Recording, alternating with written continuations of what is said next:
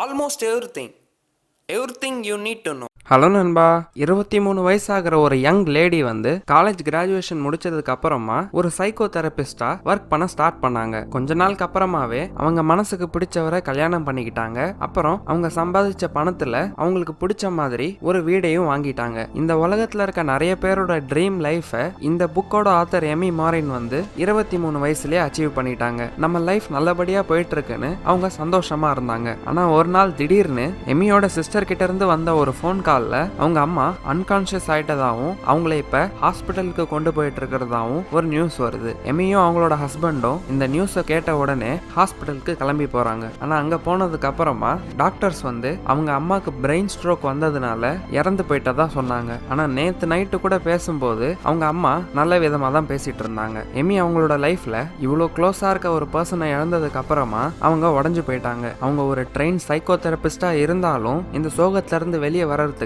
அவங்களுக்கு ரொம்ப அதிகமா டைம் எடுத்துக்கிச்சு. ஆனா அவங்க இந்த சோகத்துல இருந்து ரெக்கவர் ஆயிட்டு இருக்க டைம்ல இவங்களுக்கு 26 வயசு ஆகும்போது அவங்களோட ஹஸ்பண்டும் இறந்து போயிட்டாரு. 23 வயசுல சந்தோஷமாவும் சக்சஸ்ஃபுல்லாவும் இருந்த எமி மாரின் வந்து 26 வயசுலயே அவங்க லைஃபோட 2 முக்கியமான மனுஷங்களை இழந்துட்டாங்க. இப்படியே சோகத்திலே கொஞ்ச நாள் ஸ்பெண்ட் பண்ணதுக்கு அப்புறமா எமி இன்னொரு லைஃப் பார்ட்னரை ஃபைண்ட் பண்றாங்க. அவங்க 23 வயசுல வாங்கின வீடை செல் பண்ணிட்டு ஒரு புது வீட்டுல ஒரு புது ஃபேமிலியோட லைஃபுக்கு ஒரு ஃப்ரெஷ்ஷான ஸ்டார்ட் கொடுக்கலாம்னு நினைக்கிறாங்க.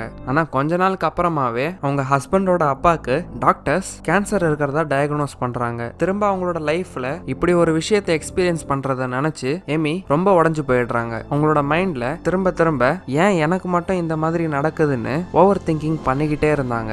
ஏற்கனவே 2 தடவை என் லைஃப்ல என் கூட ரொம்ப க்ளோஸா இருக்கவங்களை இழந்திருக்கேன். இதனால நான் ரொம்ப டிப்ரெஸ்டா இருந்து இப்பதான் கொஞ்சம் சரியாயிட்டு வரேன். நான் திரும்ப அந்த டிப்ரெஷனை ஃபேஸ் பண்ணக்கூடாதுன்னு எமி டிசைட் பண்ணாங்க. ஸோ இதனால அவங்க ஃபாதர் இன் லாக்கு டாக்டர்ஸ் கேன்சரை டயக்னோஸ் பண்ண உடனே கொஞ்ச நேரத்துக்கு வருத்தப்பட்டுட்டு இந்த மாதிரி திங்க் பண்ணி ஒரு லிஸ்ட்டை ப்ரிப்பேர் பண்ண ஆரம்பிச்சாங்க. அந்த லிஸ்ட்ல மென்டலா ஸ்ட்ராங்கா இருக்கவங்க எந்தெந்த விஷயத்தெல்லாம் அவாய்ட் பண்ணணும்னு அவங்க எழுத ஆரம்பிச்சாங்க. இப்படி ஒரு லிஸ்ட்டை ப்ரிப்பேர் பண்ணும்போது மென்டலா ஸ்ட்ராங்கா இருக்கவங்க எப்பயுமே ஒரு 13 விஷயத்தை அவாய்ட் பண்றாங்கன்னு அவங்களுக்கு தெரிய வந்தது. இந்த 13 விஷயத்தை டெய்லி எமி படிக்க ஆரம்பிச்சு அவங்கள மென்டலா ஸ்ட்ராங்கான ஒரு பர்சனா மாத்திக்கிட்டாங்க. கொஞ்ச நாளுக்கு அப்புறமா கேன்சர் சீரியஸ் ஆனதுனால அவங்க ஹஸ்பண்டோட அப்பா இறந்து போயிட்டாரு. ஆனா இந்த வாட்டி அவங்க லிஸ்ட்ல ப்ரிப்பேர் பண்ண 13 விஷயங்களை அவாய்ட் பண்ணதுனால ரொம்ப சீக்கிரமாவே அந்த வருத்தத்துல இருந்து அவங்களால ரெக்கவர் ஆக முடிஞ்சது. இது அவங்களுக்கு ரொம்ப யூஸ்ஃபுல்லா இருந்ததுனால நிறைய பேருக்கு ஹெல்ப்ஃபுல்லா இருக்கும்னு நினைச்சு சிம்பிளா ஒரு பிளாக் போஸ்ட் எழுதி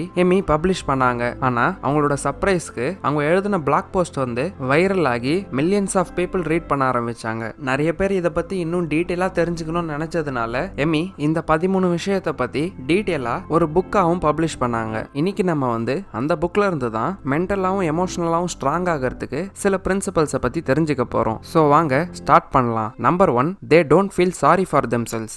ஏன் எனக்கு மட்டும் இப்படி நடக்குது? இந்த மாதிரி ஒரு கொஸ்டினை உங்ககிட்டே நீங்க கேட்டிருக்கீங்களா? இப்படி ஒரு கொஸ்டினை நீங்க கேட்டிருந்தீங்கன்னா உங்களுக்கு ஏதாவது அன்பார்ச்சுனேட்டா நடக்கும்போது ஒரு விக்டிம் மைண்ட் செட்டோட உங்களுக்கே நீங்க பரிதாபப்பட்டுக்கிறீங்க. ஒரு கசப்பான உண்மை என்னன்னா இந்த மாதிரி பண்றதுனால நீங்களே உங்களை மென்டலா ரொம்ப வீக்கா மாத்திக்கிறீங்க. இந்த மாதிரி செல்ஃப் பிட்டினஸ் நம்மள மென்டலா வீக்கா மாத்தோம்னு சயின்டிபிக்கா நிறைய இடத்துல ப்ரூவ் ஆயிருக்கு. ஏன்னா நம்மளோட மைண்ட்ல இன்டைரக்டா இந்த சிச்சுவேஷனை மாத்துறதுக்கு என்னால எதுவுமே பண்ண முடியாதுன்னு நம்ம அக்செப்ட் பண்ணிக்கிறோம். இதுக்கப்புறமா நமக்கு நடக்கிற விஷயங்களுக்கு அடுத்தவங்களை பிளேம் பண்ண ஆரம்பிப்போம். ஸோ செல்ஃப் பிட்டியை அவாய்ட் பண்ணிட்டு பேட் சிச்சுவேஷன்ஸை ஃபேஸ் பண்ணும்போது உங்களோட லைஃபுக்கு நீங்களே ரெஸ்பான்சிபிலிட்டி எடுத்துக்க ஆரம்பிங்க. ஏன்னா எப்போ நம்மளோட ப்ராப்ளம்ஸ்க்கு அடுத்தவங்களை பிளேம் பண்ணாம ரெஸ்பான்சிபிலிட்டி எடுத்துக்க ஆரம்பிக்கிறோமோ அப்பவே நம்ம மென்டலா ஒரு ஸ்ட்ராங்கான பர்சனா மாற ஆரம்பிக்கிறோம். Number 2, they don't focus on the things they cannot control. ஹீதர்னு ஒரு லேடிக்கு கேன்சர் இருக்குன்னு டாக்டர் சொன்னாங்க. இந்த நியூஸ் வரப்ப அவங்க கையில பிறந்து 3 மாசம் ஆன ஒரு சின்ன குழந்தை இருந்தது. கேன்சர் இருக்குன்னு தெரிஞ்சதுக்கு அப்புறமா அவங்க கீமோதெரப்பி, ரேடியோ தெரப்பின்னு நிறைய மெடிக்கல் ட்ரீட்மெண்ட்ஸ் எடுத்துக்கிட்டாங்க. அந்த ட்ரீட்மெண்ட்ஸ் கொஞ்சம் ஒர்க் ஆகி அவங்க கேன்சரும் கியூர் ஆயிடுச்சு. ஆனா அந்த கேன்சர் அவங்களுக்கு திரும்ப வர்றதுக்கும் சான்சஸ் அதிகமா இருக்குன்னு அவங்களுக்கு தெரியும். இதனால அவங்க இல்லாதப்ப அவங்க குழந்தைய யார் பார்த்துப்பாங்கன்னு ஹீதர் ரொம்ப பயப்பட ஆரம்பிச்சாங்க. ஆனா அவங்களுக்கு திரும்ப கேன்சர் வருமா வராதான்றது அவங்க கண்ட்ரோல்ல இல்லைன்னு அவங்களுக்கு தெரியும். ஆனா இந்த விஷயம் அவங்கள வருத்தப்பட வச்சுக்கிட்டே இருந்ததுனால இதை எப்படி ஓவர் கம் பண்ணலான்னு அவங்க யோசிக்க ஆரம்பிச்சாங்க. இப்படி யோசிக்கும் போது அவங்க ஒரு பிளேட் எடுத்து ஒரு மார்க்கரை யூஸ் பண்ணி அதுல அவங்க கண்ட்ரோல்ல இல்லாத விஷயங்கள் எல்லாத்தையும் எழுத ஆரம்பிச்சாங்க. இதுக்கப்புறமா வெளியே அவங்க வீட்டோட லான்ல ஒரு ஃபயரை கிரியேட் பண்ணி இந்த பிளேட்டை அந்த ஃபயர்ல தூக்கி போட்டு உடைச்சாங்க. இது ரொம்ப வித்தியாசமான விஷயமா இருந்தாலும் அது அந்த சேட்னஸை ஓவர் கம் பண்றதுக்கு அவங்களுக்கு ஹெல்ப் பண்ணுச்சு. இப்படி அவங்க கண்ட்ரோல்ல இல்லாத விஷயங்களை ஒரு பிளேட்ல எழுதி தூக்கி போட்டு உடைச்சு அதை பத்தி இனிமே நான் நினைக்க மாட்டேன்னு விட்டதுனால அவங்களால ஹெல்தியான ஹாப்பியான லைஃபை லிவ் பண்ண முடிஞ்சுது. அவங்களோட கேன்சரும் அவங்களுக்கு திரும்ப வரவே இல்லை. இப்பவும் ஹேதர் வந்து இந்த மாதிரி கேன்சர் பேஷண்ட்ஸுக்கு ஹெல்ப் பண்றதுக்கு இயர்லி ஒரு ஈவெண்ட்டை கண்டக்ட் பண்ணி அவங்க கண்ட்ரோல்ல இல்லாத விஷயங்களை ஒரு பிளேட்ல எழுதி உடைக்க சொல்லி மற்ற கேன்சர் பேஷண்ட்ஸும் பெட்டரா ஃபீல் பண்றதுக்கும் மென்டலா ஸ்ட்ராங்கா மாறுறதுக்கும் ஹெல்ப் பண்றாங்க. ஸோ உங்க லைஃப்ல ஃபேஸ் பண்ற சின்ன சின்ன விஷயங்கள், எக்ஸாம்பிளுக்கு உங்களோட பாஸ் உங்களை எப்பயுமே ரூடா நடத்துறது, எப்பயுமே டென்ஷனாவே இருக்க உங்களோட ஃப்ரெண்ட்ஸ் இல்ல family members, weather, traffic jam, இந்த மாதிரி உங்க கண்ட்ரோல்ல இல்லாத விஷயங்கள் எல்லாம் ஃபோக்கஸ் பண்ணி உங்க டைமை வேஸ்ட் பண்ணாதீங்க.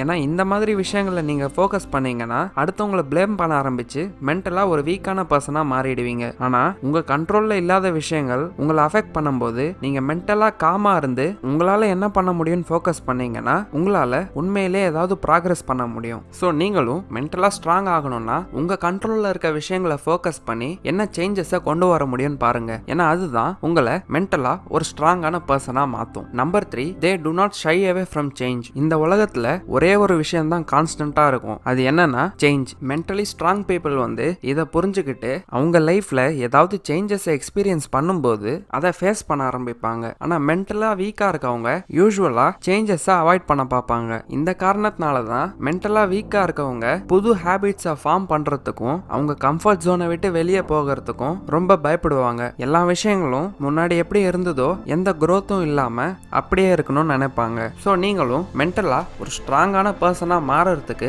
சேஞ்சஸை அவாய்ட் பண்ணாம பாசிட்டிவ் சேஞ்சஸை அக்செப்ட் பண்ண ஆரம்பிங்க. அது மென்டலா உங்களை ஒரு ஸ்ட்ராங் பர்சனா மாத்தும். Number 4, they don't try to please everyone. ஒரு ஆஸ்திரேலியன் நர்ஸ் வந்து அவங்களோட லைஃப் டைம் எக்ஸ்பீரியன்ஸ்ல அவங்க கண்ணு முன்னாடியே நிறைய பேஷண்ட்ஸ் இறந்து போறத பார்த்துருக்காங்க. அங்க அவங்க ரியலைஸ் பண்ண விஷயம் என்னன்னா மனுஷங்க அவங்க இறந்து போறதுக்கு முன்னாடி அவங்களுக்கு இருக்கிற ரிக்ரெட்ஸ்ல one of the biggest regrets வந்து லைஃபை அவங்க இஷ்டத்துக்கு வாழாம மத்தவங்க சொல்றதை கேட்டு மத்தவங்க என்ன நினைச்சிருவாங்களோன்னு பயந்து அதுக்கேற்ற மாதிரி அவங்க லைஃபை ஸ்பெண்ட் பண்ணது தான் டெத் பெட்ல கிடக்கிற நிறைய பேஷண்ட்ஸோட பிக்கெஸ்ட் ரிக்ரெட்னு சொல்றாங்க. நம்ம லைஃப்ல எல்லாருமே அடுத்தவங்க என்ன நினைச்சிருவாங்களோன்னு நமக்கு பிடிக்காத விஷயத்தை செய்ய சொல்லும் போதும் அதை அக்செப்ட் பண்ணியிருப்போம். அந்த விஷயத்தை செய்யும் போதும் அதை செஞ்சு முடிச்சதுக்கு அப்புறமாவும் நீங்க எப்படி ஃபீல் பண்ணீங்கன்னு கொஞ்சம் இமேஜின் பண்ணி பாருங்க. கண்டிப்பா மென்டலா வீக்காவும் பேடாவும் தான் ஃபீல் பண்ணியிருப்பீங்க. ஸோ மென்டலா ஸ்ட்ராங்கா இருக்கணும்னு நினைச்சீங்கன்னா எல்லாரையும் ப்ளீஸ் பண்ணணும்னு நினைக்காம நோ சொல்றதுக்கும் ரெடியா இருங்க. இதெல்லாம் வந்து 13 things mentally strong people don't do இந்த புக்ல தான் படிச்சு சொல்லியிருக்கேன். இந்த புக்ல இருக்க இன்னும் சில பாயிண்ட்ஸை பத்தி தெரிஞ்சுக்கணும்னு நினைச்சீங்கன்னா சேனலோட மெம்பர்ஸ்க்கு ஏற்கனவே அப்லோட் பண்ண இந்த வீடியோவை நீங்க கிளிக் பண்ணி பார்க்கலாம். இல்ல இந்த புக்கை நீங்க வாங்கணும்னு நினைச்சாலோ இல்ல ஃப்ரீ ஆடியோ புக் லிசன் பண்ணணும்னு நினைச்சாலோ கீழே டிஸ்கிரிப்ஷன்ல இருக்க லிங்க்ல இருந்து ஆடிபிளோட ஃப்ரீ ட்ரையல் மூலமா உங்களால ஒரு ஃப்ரீ ஆடியோ புக்கை லிசன் பண்ண முடியும். உங்களுக்கு இந்த வீடியோ பிடிச்சா லைக் பண்ணுங்க, கமெண்ட் பண்ணுங்க, உங்க ஃப்ரெண்ட்ஸ் அண்ட் ஃபேமிலியோட ஷேர் பண்ணுங்க. ஆல்மோஸ்ட் எவ்ரிதிங்க்கு சப்ஸ்கிரைப் பண்ணுங்க. சப்ஸ்கிரைப் பண்ணிட்டு அந்த பெல் ஐகானை கிளிக் பண்ணுங்க. சேனல்ல இருந்து எந்த வீடியோஸையும் மிஸ் பண்ணாம இருக்க எங்களை நீங்க இன்ஸ்டாகிராம் அண்ட் டெலிகிராம்ல ஃபாலோ பண்ணணும்னு நினைச்சீங்கன்னா கீழே டிஸ்கிரிப்ஷன்ல லிங்க் இருக்கு. அங்கிருந்து நீங்க எங்களை இன்ஸ்டாகிராம் அண்ட் டெலிகிராம்ல ஃபாலோ பண்ணலாம். கடைசியா தேங்க்யூ ஃபார் வாட்சிங்.